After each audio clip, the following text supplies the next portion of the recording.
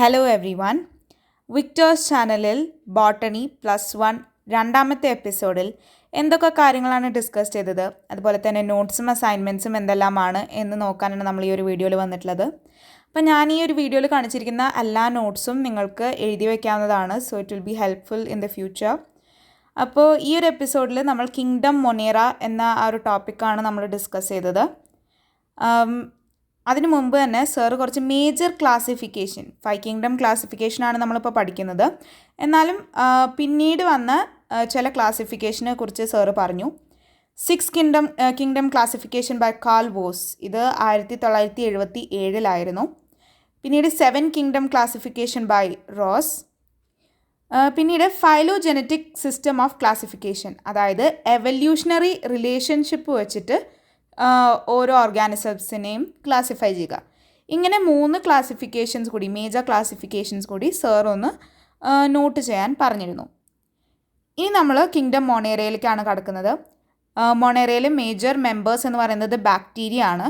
Bacteria കണ്ടുപിടിച്ചത് Antony van ലൂവൻഹുക്ക് എന്ന് പറഞ്ഞ ഒരു സയൻറ്റിസ്റ്റ് ആയിരുന്നു.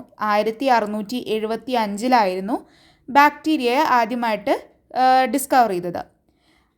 ഇവയെ, ഈ ഒരു ഓർഗാനിസമിനെ, ആൻ്റോണി വാൻ ലൂവൻഹുക്ക് കണ്ടുപിടിച്ച ഓർഗാനിസമിനെ ബാക്ടീരിയ എന്ന് പേര് നൽകിയത് എറൻബർഗ് ആയിരുന്നു. ബാക്ടീരിയനെ കുറിച്ചുള്ള സ്റ്റഡീസ് അല്ലെങ്കിൽ ബാക്ടീരിയയുടെ പഠനത്തിനെ നമ്മൾ ബാക്ടീരിയോളജി എന്നാണ് പറയുന്നത്. നമ്മുടെ വേൾഡിൽ ഏറ്റവും അധികം അബൻഡൻ്റ് ആയിട്ടുള്ള, ഏറ്റവും കൂടുതൽ കാണപ്പെടുന്ന ഓർഗാനിസംസ് ബാക്ടീരിയ ആണ്. ഏതൊരു സ്ഥലത്തും നമുക്ക് ബാക്ടീരിയയുടെ പ്രസൻസ് കാണാൻ സാധിക്കും. Characters of organisms in kingdom Monera. Kingdom മൊണേറയിലുള്ള മിക്ക ഓർഗാനിസംസ് ഞാൻ പറഞ്ഞു ബാക്ടീരിയ ആണ്. അതുകൊണ്ട് തന്നെ മൈക്രോസ്കോപ്പിക് ആണ്. നമ്മൾ നേക്കഡ് ഐ കൊണ്ട് നമുക്ക് മൊണേറ കിങ്ഡമിലുള്ള ഓർഗാനിസംസിനെ കാണാൻ സാധിക്കില്ല. ഇവയെല്ലാം യൂണിസെല്ലുലാർ ഓർഗാനിസമാണ്, ഒരൊറ്റ സെല്ല് മാത്രമേ ഉണ്ടാവുകയുള്ളൂ. പ്രോകാരിയോട്ടിക്, അതായത് ഡിഫൈൻഡ് സെല്ലില്ലാത്തവർ, സെല്ലിന് ചുറ്റും ഒരു മെംബ്രെയിൻ അല്ലെങ്കിൽ ഒരു വാൾ ഇല്ലാത്തവരെയാണ് നമ്മൾ പ്രോകാരിയോട്ടിക് എന്ന് പറയുക. അതുപോലെ തന്നെ ഡിഫൈൻഡ് സെൽ ഓർഗനലേസ് അതും ഉണ്ടാവില്ല. അങ്ങനത്തെ ഓർഗാനിസംസിനെയാണ് നമ്മൾ പ്രോകാരിയോട്ടിക് ഓർഗാനിസംസ് എന്ന് പറയുക. കിങ്ഡം മൊണേറയിൽ പെട്ട എല്ലാ ഓർഗാനിസംസും പ്രോകാരിയോട്ടിക് ആണ്, യൂണിസെല്ലുലാർ ആണ്. പിന്നെ അടുത്തത് വരുന്നത് കോസ്മോപൊളിറ്റൻ ഇൻ ഡിസ്ട്രിബ്യൂഷൻ. എല്ലായിടത്തും വളരെയധികം കൂടിയ ഒരു നമ്പറിൽ നമുക്ക് മൊണേറ കിങ്ഡത്തിലെ ഓർഗാനിസംസിനെ, അതായത് ബാക്ടീരിയനെ നമുക്ക് കാണാൻ സാധിക്കും. എക്സ്ട്രീം ഹാബിറ്റാറ്റിൽ പോലും ബാക്ടീരിയാസിന് ജീവിക്കാൻ സാധിക്കും. ചില ബാക്ടീരിയാസ് പാരസൈറ്റ് ആണ്. അതുപോലെ തന്നെ നമ്മളിൽ ചില അസുഖങ്ങൾ കൊണ്ടുവരുന്നുണ്ട്. ചിലപ്പോൾ ഡിസ്ട്രക്റ്റീവ് ഫോർ ദ ഹോസ്റ്റ്. ചില ബാക്ടീരിയാസ് വേറൊരു ഓർഗാനിസംസിനെ ആയിരിക്കും ഫുഡിന് വേണ്ടി ഡിപ്പെൻഡ് ചെയ്യുന്നത്. അങ്ങനെ വരുമ്പോൾ ആ ഹോസ്റ്റ് ഓർഗാനിസംസിനെ ചിലപ്പോൾ നശിപ്പിക്കാനുള്ളൊരു സാധ്യതയും ബാക്ടീരിയ മുന്നോട്ട് വയ്ക്കുന്നുണ്ട്. അടുത്തതായിട്ട് classification of bacteria by shape. ഷേപ്പിൻ്റെ അടിസ്ഥാനത്തിൽ ബാക്ടീരിയയെ എങ്ങനെയാണ് 4 ആയിട്ടാണ് ഡിവൈഡ് ചെയ്തിട്ടുള്ളത്. ഒന്നാമത്തെ സ്ഫിയർ ഷേപ്പിൽ, റൗണ്ട് ബോളിൻ്റെ ഒക്കെ ഷേപ്പിൽ പോലുള്ളതിനെ കോക്കായി എന്ന് പറഞ്ഞ ഒരു ഗ്രൂപ്പിലാണ് നമ്മൾ കൊണ്ടുവച്ചിരിക്കുന്നത്. Spherical shape. അടുത്തത് റോഡ്, ഒരു സിലിണ്ട്രിക്കൽ ഷേപ്പ് പോലെ വരുന്നത് ബാക്ടീരിയസിനെ നമ്മൾ ബസൈലി എന്ന് പറഞ്ഞ ഗ്രൂപ്പിലാണ് കൊണ്ടുവന്നിരിക്കുന്നത്. അടുത്തത് സ്പൈറല. സ്പൈറലയ്ക്ക് നീണ്ട റോഡ് പോലത്തെ ഒരു ഷേപ്പായിരിക്കും, അല്ലെങ്കിൽ സ്പ്രിങ് ഷേപ്പായിരിക്കും വരുന്നത്. ആ ഷേപ്പിലുള്ള ബാക്ടീരിയാസിനെ സ്പൈറല എന്ന് പറഞ്ഞ ഗ്രൂപ്പിൻ്റെ അടിയിലാണ് നമ്മൾ കാറ്റഗറൈസ് ചെയ്തിരിക്കുന്നത്. അവസാനത്തെ വിബ്രിയോ, കോമ ഷേപ്പുകളിലുള്ള ബാക്ടീരിയസിനെയാണ് നമ്മൾ വിബ്രിയോ എന്ന് പറഞ്ഞ ഗ്രൂപ്പിൻ്റെ അടിയിൽ കാറ്റഗറൈസ് ചെയ്തിരിക്കുന്നത്. അപ്പോൾ ഒന്നുകൂടി ഞാൻ പറയാം. സ്ഫെറിക്കൽ ഷേപ്പ്, ബോൾ ഷേപ്പിലുള്ളതിന് കോക്കായ്, റോഡ് അല്ലെങ്കിൽ സിലിണ്ട്രിക്കൽ ഷേപ്പിനുള്ളതിന് ബസിലി, സ്പ്രിങ് ഷേപ്പിനുള്ളതിന് സ്പൈറല, കോമ ഷേപ്പിലുള്ളതിന് വിബ്രിയോ. ഈ ഷേപ്പിൻ്റെ അടിസ്ഥാനത്തിലല്ലാതെ ഫ്ലജല്ലേഷൻ എന്ന ടോപ്പിക്കിനെ ബേസ് ചെയ്തിട്ടും ബാക്ടീരിയനെ ഡിവൈഡ് ചെയ്തിട്ടുണ്ട്. അത് 6 ടൈപ്പാണ്. Presence and absence of capsule എന്ന അടിസ്ഥാനത്തിലും 2 ആക്കി നമ്മൾ ഡിവൈഡ് ചെയ്തിട്ടുണ്ട്. ഒന്നാമത്തെ എസ് ടൈപ്പ് ബാക്ടീരിയ, രണ്ടാമത്തെ ആർ ടൈപ്പ് ബാക്ടീരിയ. ഇതിനെക്കുറിച്ച് അധികമൊന്നും സാർ എക്സ്പ്ലെയിൻ ചെയ്തിട്ടില്ല, അതുകൊണ്ട് ഞാനും അതിലേക്ക് കടക്കുന്നില്ല. ഇനി അടുത്തത് ഇവരുടെ ഫുഡ് അല്ലെങ്കിൽ ന്യൂട്രീഷണൽ ഫോം എങ്ങനെയാണെന്ന് നമുക്ക് നോക്കാം. Some bacterias are autotrophic. അതിൽ തന്നെ അതായത് സ്വന്തമായിട്ട് ഫുഡ് നിർമ്മിക്കാൻ സാധിക്കുന്ന ഓർഗാനിസംസ് ആണ് ചിലതൊക്കെ ബാക്ടീരിയ. അതിൽ തന്നെ ഫോട്ടോസിന്തറ്റിക് ഓർഗാനിസംസും ഉണ്ട്, കീമോസിന്തറ്റിക് ഓർഗാനിസംസും ഉണ്ട്. ഫോട്ടോസിന്തറ്റിക് നമുക്കറിയാം, ലൈറ്റ് എനർജി യൂസ് ചെയ്തിട്ട് ഫുഡ് പ്രിപ്പയർ ചെയ്യുന്ന, ക്ലോറോഫിലിൻ്റെ സഹായത്തോടു കൂടി ഫുഡ് പ്രിപ്പയർ ചെയ്യുന്നതിനാണ് നമ്മൾ ഫോട്ടോസിന്തസിസ് എന്ന് പറയുക. കീമോസിന്തസിസ് കെമിക്കൽ എനർജിയാണ് ഫുഡ് പ്രിപ്പറേഷന് വേണ്ടി യൂസ് ചെയ്യുന്നത്. പക്ഷേ മോസ്റ്റ് ഓഫ് ദി ബാക്ടീരിയ ബാക്ടീരിയയിൽ അധികവും ഹെട്രോട്രോഫ്സ് ആണ്. മറ്റ് ഓർഗാനിസംസിനെ ഡിപ്പെൻഡ് ചെയ്യുന്നവരാണ്, ഫുഡിന് വേണ്ടി ഡിപ്പെൻഡ് ചെയ്യുന്നവരാണ്. ഇതിൽ തന്നെ ഒരു ഹോസ്റ്റ് ഓർഗാനിസം, ഒരു ജീവനുള്ള ഒരു ഓർഗാനിസംസിനെ ഡിപ്പെൻഡ് ചെയ്യുന്നവരുമുണ്ട്. അതുപോലെ തന്നെ ഡെഡ് മാറ്റർ ഭക്ഷിക്കുന്ന ബാക്ടീരിയാസും ഉണ്ട്. ഈ ഡെഡ് ഓർഗാനിസംസിനെ ഭക്ഷിക്കുന്ന ബാക്ടീരിയനെ നമ്മൾ സാപ്രോഫൈറ്റ്സ് എന്നാണ് പറയുക. അതുപോലെ തന്നെ ഒരു ലിവിങ് ഓർഗാനിസമിനെ ഡിപ്പെൻഡ് ചെയ്ത് കഴിയുന്ന ബാക്ടീരിയ പാരസൈറ്റ്സ് എന്നാണ് നമ്മൾ പറയുന്നത്. അടുത്ത് തന്നെ ബാക്ടീരിയയെ കുറച്ച് ഡിവിഷനുകളുണ്ട്. ആദ്യത്തെ ആർക്കെ ബാക്ടീരിയ, അവയ്ക്ക് സ്പെഷ്യൽ സെൽ വോളാണുള്ളത്. രണ്ടാമത്തെ യു ബാക്ടീരിയ അല്ലെങ്കിൽ ട്രൂ ബാക്ടീരിയ. ആർക്കെ ബാക്ടീരിയയ്ക്ക് ഏറ്റവും അധികം എക്സ്ട്രീം കണ്ടീഷനുകൾ സർവൈവ് ചെയ്യാൻ സാധിക്കും. For example saline areas, hot springs, marshy areas, ചില എക്സ്ട്രീം കണ്ടീഷൻസ് ആണ് ഇതെല്ലാം. ഇതിലൊക്കെ സർവൈവ് ചെയ്യാൻ ആർക്കെ ബാക്ടീരിയയ്ക്ക് സാധിക്കും. അതിലൊരു എക്സാമ്പിളാണ് സലൈൻ ഏരിയാസ്. സലൈൻ ഏരിയാസിൽ ജീവിക്കുന്ന ആർക്കെ ബാക്ടീരിയനെ നമ്മൾ ഹാലോഫിൽസ് എന്നാണ് വിളിക്കുന്നത്.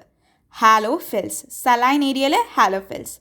ഹോട്ട് സ്പ്രിങ്സിലാണെങ്കിൽ തെർമോ ആസിഡോഫിലിസ് എന്നാണ് നമ്മൾ പറയുന്നത്. മാർഷി ഏരിയയിൽ മെത്തനോജൻസ്. അപ്പം ഇങ്ങനെ 3 കാറ്റഗറീസിലാണ് ആർക്കെ ബാക്ടീരിയ വരുന്നത്. അടുത്തത് യു ബാക്ടീരിയ നമുക്ക് കുറേ സ്ഥലങ്ങളിൽ ഇറ്റ് ഇസ് വെരി അബഡൻറ്റ്. ലോകത്തിലെങ്ങും നമുക്ക് യു ബാക്ടീരിയ കാണാം. ഒരു റിജിഡ് സെൽ വോളാണ് യു ബാക്ടീരിയയ്ക്കുള്ളത്. മോട്ടൈലാണെങ്കിൽ, ഇതിൽ ചിലത് മോട്ടൈലാണ്, അതായത് മൂവ് ചെയ്യാൻ സാധിക്കും. അവയ്ക്ക് ഫ്ലജല്ല ഉണ്ടാവും. ഇതിൽ നമുക്ക് ഫോട്ടോസിന്തറ്റിക്കും കാണാം, കീമോസിന്തറ്റിക്കും കാണാം. ഫോട്ടോസിന്തറ്റിക് ഓർഗാനിസംസിനെ നമ്മൾ ബ്ലൂ ഗ്രീൻ ആൽഗെ എന്ന് വിശേഷിപ്പിക്കും. കീമോസിന്തറ്റിക് ഓർഗാനിസം നൈട്രൈറ്റ്സ് പോലുള്ള കോംപ്ലക്സ് സബ്സ്റ്റൻസസ് ഓക്സിഡൈസ് ചെയ്യും കീമോസിന്തറ്റിക് ഓർഗാനിസംസ്. എന്നിട്ട് ആ എനർജിയാണ് അവർ ഫുഡ് പ്രിപ്പറേഷന് വേണ്ടി യൂസ് ചെയ്യുന്നത്. ഫോട്ടോസിന്തറ്റിക് ഓർഗാനിസംസിനെ നമ്മൾ ബ്ലൂ ഗ്രീൻ ആൽഗെ എന്നാണ് വിളിക്കുക. ബ്ലൂ ഗ്രീൻ ആൽഗേനെ പറ്റി നമുക്ക് കുറച്ചും കൂടി പഠിക്കാനുണ്ട്. അവർ കോളനീസിലായിരിക്കും മിക്കവാറും നമ്മൾക്ക് കാണാൻ സാധിക്കുന്നത്. ബ്ലൂ ഗ്രീൻ ആൽഗെ എന്ന് പറയുന്ന ബാക്ടീരിയ കോളനീസ്, ഗ്രൂപ്പായിട്ടായിരിക്കും ജീവിക്കുന്നത്. അതിൽ ഇവർ ഗ്രൂപ്പായിട്ട് ആ ഒരു കോളനിയുടെ ചുറ്റും ഒരു ജലറ്റിനസ് ഷീത്ത് നമുക്ക് കാണാൻ സാധിക്കും. ആ ഒരു കോളനി, ഈ ഒരു ബ്ലൂ ഗ്രീൻ ആൽഗയുടെ കോളനിക്ക് ചുറ്റും ഒരു ജലറ്റിനസ് ഷീത്ത് ഉണ്ടാവും. ചില സമയത്ത് ഇവർ ബ്ലൂം ചെയ്യും. ബ്ലൂം ചെയ്യുന്നത് പൊല്യൂട്ടഡ് വാട്ടർ, അതായത് പല പൊല്യൂട്ടൻസും നിറഞ്ഞ് നോട്ട് ഫിറ്റ് ഫോർ ഡ്രിങ്കിങ്, കുടിക്കാൻ പറ്റാത്ത വെള്ളത്തിൽ, പോണ്ടിലോ ലേക്കിലോ ഉള്ള വെള്ളത്തിലായിരിക്കും ഇവ ബ്ലൂം ചെയ്യുന്നത്. പക്ഷേ ആ ബ്ലൂം ചെയ്തതിന് ശേഷം കുറച്ച് കാലം കഴിഞ്ഞു കഴിഞ്ഞാൽ അവിടെ ഒരു ഓർഗാനിസംസിനും, അത് പ്ലാന്റ് ആയാലും ആനിമലിനായാലും, ആ പോണ്ടിലോ ലേക്കിലോ പിന്നീട് ജീവിക്കാൻ സാധിക്കില്ല. കാരണം ഓക്സിജൻ്റെ ലെവല് ആ ഒരു വെള്ളത്തിൽ ക്രമാതീതമായി കുറയുന്നതായിരിക്കും. പിന്നീട് ഈ ബ്ലൂ ഗ്രീൻ ആൽഗയുടെ ഒരു ഉപയോഗം, ദി ഫിക്സ് നൈട്രജൻ, പ്ലാന്റ്സിന് വേണ്ടിയിട്ടുള്ള നൈട്രജൻ ഇവർ ഫിക്സ് ചെയ്ത് സോയിലിലേക്ക് കൊടുക്കുന്നത് കൊണ്ടാണ് പ്ലാന്റ്സിന് കറക്റ്റായിട്ട് ന്യൂട്രിയൻസ് അല്ലെങ്കിൽ മിനറൽസ് കിട്ടുന്നത്. ആ നൈട്രജൻ അവർ ഫിക്സ് ചെയ്യുന്നത് ഹെട്രോസിസ്റ്റ്സ് എന്ന് പറഞ്ഞ സെൽസിൻ്റെ സഹായത്തോടെയാണ്. ഹെട്രോസിസ്റ്റ്സ്. ഇതിൻ്റെ ഒരു എക്സാമ്പിളാണ് അനബീന. അടുത്തത് chemosynthetic bacteria. Chemosynthetic bacteria energy produce ചെയ്യുന്നത് കെമിക്കൽസിൻ്റെ ഓക്സിഡേഷൻ വഴിയാണ്. ഇതിന് എക്സാമ്പിൾസ് ആണ് iron bacteria, sulphur bacteria, nitrogen bacteria etcetera. ഇവരുടെ മെയിൻ പേർപ്പസ് അല്ലെങ്കിൽ യൂസ് എന്ന് പറഞ്ഞാൽ ന്യൂട്രിയൻസിനെ റീസൈക്കിൾ ചെയ്യുന്നു എന്നതാണ്. അടുത്തത് ഹെട്രോട്രോഫിക് ബാക്ടീരിയ, അതായത് ഓട്ടോട്രോഫിക് അല്ല, വേറെ എവിടെയെങ്കിലും നിന്നും ഹോസ്റ്റിൽ നിന്നോ അല്ലെങ്കിൽ ഡെഡ് ലിവിങ് ഓർഗാനിസംസിൽ നിന്നോ ഭക്ഷണം കണ്ടെത്തുന്നവർ. അവർ ഡീകമ്പോസേഴ്സ് ആണ്. ഇതിനും ചില യൂസസ് ഉണ്ട്. ഇതുപോലത്തെ ഹെട്രോട്രോഫിക് ബാക്ടീരിയസിനും ചില യൂസസ് ഉണ്ട്. മിൽക്കിനെ കേർഡാക്കാൻ ഹെട്രോട്രോഫിക് ബാക്ടീരിയയുടെ സഹായം കൂടിയേ തീരൂ. അതുപോലെ തന്നെ ആൻറ്റിബയോട്ടിക്സിൻ്റെ പ്രിപ്പറേഷൻ, നൈട്രജൻ ഫിക്സേഷൻ, ഇതിനെല്ലാം ഹെട്രോട്രോഫിക് ബാക്ടീരിയ നമുക്ക് ആവശ്യമാണ്. അടുത്തതായിട്ടുള്ളത് ബാക്ടീരിയ ആസ് പാത്തജൻസ്. പാത്തജൻസ് എന്താണ്? ചില ഓർഗാനിസംസ് മനുഷ്യരിലും അല്ലെങ്കിൽ പ്ലാന്റ്സിലും ആനിമൽസിലൊക്കെ ഡിസീസസ് ക്രിയേറ്റ് ചെയ്യും. ആ ഡിസീസ് ക്രിയേറ്റ് ചെയ്യുന്ന ഓർഗാനിസമിനെയാണ് നമ്മൾ പാത്തജൻ എന്ന് പറയുന്നത്. ഇപ്പോൾ മിക്ക ബാക്ടീരിയാസും പ്ലാന്റ്സിലും ആനിമൽസിലും അസുഖങ്ങൾ ഉണ്ടാക്കുന്നുണ്ട് അല്ലെങ്കിൽ ഡിസീസസ് ക്രിയേറ്റ് ചെയ്യുന്നുണ്ട്. ഹ്യൂമൻ ബീയിങ്സിൽ തന്നെ ബാക്ടീരിയ കോസ് ചെയ്യുന്ന ചില ഡിസീസസ് ആണ് cholera, typhoid, tetanus, plague, pneumonia etcetera. ഇത് നിങ്ങൾ പഠിച്ചു വെക്കേണ്ട ചില ഡിസീസസ് ആണ്. ബാക്ടീരിയ ഹ്യൂമൻ ബീയിങ്സിൽ കോസ് ചെയ്യുന്ന diseases cholera, typhoid, tetanus, plague, pneumonia etcetera. അതുപോലെ തന്നെ ബാക്ടീരിയ പ്ലാന്റ്സിലും ഡിസീസ് കോസ് ചെയ്യുന്നുണ്ട്. Like citrus Kanker. ഇത് ഈ നാരങ്ങ പോലുള്ള ചില ഫ്രൂട്ട്സിലായിരിക്കും നമുക്ക് കാണാൻ കഴിയുക citrus Kanker. Blight of paddy, wilt of potato. ഇങ്ങനെ ചില രോഗങ്ങൾ ബാക്ടീരിയ പ്ലാന്റ്സിൽ ഉളവാക്കുന്നുണ്ട്. ഇനി നമ്മൾ നെക്സ്റ്റ് ഡിസ്കസ് ചെയ്യുന്ന topic reproduction in bacteria. Bacteria പ്രധാനമായും അസെക്ഷുവൽ റീപ്രൊഡക്ഷനാണ് നടത്തുന്നത്. ഫിഷൻ, അതായത് ഒരു സെല്ലിനെ, അതൊരു യൂണിസെല്ലുലാർ ഓർഗാനിസം തന്നെയാണ്. അതുകൊണ്ട് തന്നെ ആ ഒരു സെല്ല് സ്പ്ലിറ്റ് ആവുമ്പോൾ പുതിയൊരു ഇൻഡിവിജ്വൽ ജനിക്കുന്നു. അങ്ങനെയാണ് അവിടെ റീപ്രൊഡക്ഷൻ നടക്കുന്നത്. ഒരു സെല്ല് സ്പ്ലിറ്റ് ഇൻറ്റു 2, പുതിയ ഇൻഡിവിജ്വൽ. ചില അൺഫേവറബിൾ കണ്ടീഷൻ അല്ലെങ്കിൽ എക്സ്ട്രീം കണ്ടീഷനിൽ അവർ സ്പോർ വഴി ഈ പോളൻ ഗ്രെയിൻസ് പോലെയുള്ള ഒരു പൗഡർ ലൈക്ക് സബ്സ്റ്റൻസ് വഴിയാണ് റിപ്രൊഡ്യൂസ് ചെയ്യുക. ചില സമയങ്ങളിൽ ഇവരിൽ സെക്ഷുവൽ റീപ്രൊഡക്ഷനും നമുക്ക് കാണാൻ സാധിക്കും. അത് പ്രിമിറ്റീവ് DNA ട്രാൻസ്ഫർ വഴിയാണ്. അപ്പോൾ നിങ്ങൾ ആ ഒരു കാര്യം മനസ്സിലാക്കിയാൽ മാത്രം മതി. ചിലപ്പോൾ സെക്ഷുവൽ റീപ്രൊഡക്ഷൻ നടക്കും, പ്രിമിറ്റീവ് DNA ട്രാൻസ്ഫർ. അതിനെക്കുറിച്ച് കുറച്ചും കൂടി ഡീപ്പായിട്ട് നിങ്ങൾ ഹയർ ക്ലാസ്സസിൽ പഠിക്കുന്നതായിരിക്കും. അടുത്തത് നമ്മൾ മൈക്കോപ്ലാസ്മ എന്ന ടോപ്പിക്കാണ് ഡിസ്കസ് ചെയ്തത്. ഇവർ പ്ലൂറോ ന്യൂമോണിയ പോലുള്ള ഓർഗാനിസമാണ്. PPLO എന്നാണ് ഇതിനെ പറയുക. Pleuro pneumonia like organisms. Smallest living organism, ഏറ്റവും ചെറിയ ലിവിങ് ഓർഗാനിസമാണ് മൈക്കോപ്ലാസ്മ. ഇവർക്ക് സെൽ വാൾ ഉണ്ടാവില്ല. ദേ ലാക്ക് സെൽ വാൾ. ഓക്സിജൻ ഇല്ലാതെയും മൈക്കോപ്ലാസ്മയ്ക്ക് ജീവിക്കാൻ സാധിക്കും. അതുകൂടാതെ സെൽ വാൾ ഇല്ലാത്തത് കൊണ്ട് തന്നെ ഇവർക്കൊരു ഡെഫിനിറ്റ് ഷേപ്പോ സൈസോ ഇല്ല. ഇവർക്ക് മാറിക്കൊണ്ടിരിക്കാനേ സാധിക്കും. തന്നെ പാത്തോജെനിക്സ് ടു പ്ലാന്റ്സ് ആൻഡ് ആനിമൽ. ഇവരും മൈക്കോപ്ലാസ്മ എന്ന് പറഞ്ഞ ഈ ഒരു സ്മോളസ്റ്റ് ലിവിങ് ഓർഗാനിസം പ്ലാന്റ്സിലും ആനിമൽസിലും ഡിസീസസും കൂടി ക്രിയേറ്റ് ചെയ്യുന്നുണ്ട്. അപ്പോൾ അത്രയും കാര്യങ്ങളാണ് നമ്മൾ മൈക്കോപ്ലാസ്മ എന്ന് പറഞ്ഞ ഒരു ടോപ്പിക്കിൽ ഡിസ്കസ് ചെയ്തത്. ഇനി നമ്മൾ അസൈൻമെൻറ്റിലേക്ക് കടക്കുകയാണ്. അപ്പോൾ അസൈൻമെൻറ്റ് ഒരു ക്വസ്റ്റിനെ തന്നിട്ടുണ്ടായിരുന്നുള്ളൂ. Compare between archaebacteria and eubacteria. ആർക്കെ ബാക്ടീരിയയും യു ബാക്ടീരിയയും തമ്മിലുള്ള ഡിഫറൻസസ് എഴുതുക. അപ്പോൾ ആർക്കെ ബാക്ടീരിയ ഏൻഷ്യൻറ്റ് ബാക്ടീരിയ എന്നാണ് നമ്മൾ വിളിക്കുക. പഴയ ബാക്ടീരിയ, ഏൻഷ്യൻറ്റ് ബാക്ടീരിയ ആണ് archaebacteria. Eubacteria are called true bacteria. ആർക്കെ ബാക്ടീരിയയിലെ രണ്ടാമത്തെ point, archaebacteria are found in extreme environments. Extreme climate ഉള്ള എൻവയോൺമെൻറ്റ്സിലായിരിക്കും നമുക്ക് ആർക്കെ ബാക്ടീരിയനെ കാണാൻ സാധിക്കുക. ഫോർ എക്സാമ്പിൾ നമ്മൾ പഠിച്ചു മാർഷി ലാൻഡ്സ്, ഹോട്ട് സ്പ്രിങ്സ് അല്ലെങ്കിൽ സലൈൻ വാട്ടറിലൊക്കെയാണ് നമുക്ക് ആർക്കെ ബാക്ടീരിയനെ കാണാൻ സാധിക്കുക. പക്ഷേ യു ബാക്ടീരിയ എർത്തിൽ എല്ലായിടത്തും നമുക്ക് കാണാൻ സാധിക്കും. Eubacteria is found everywhere on earth. അടുത്തത് archaebacteria are simple in their organisation. Simple organisation ആണ് ആർക്കെ ബാക്ടീരിയക്കുള്ളത്.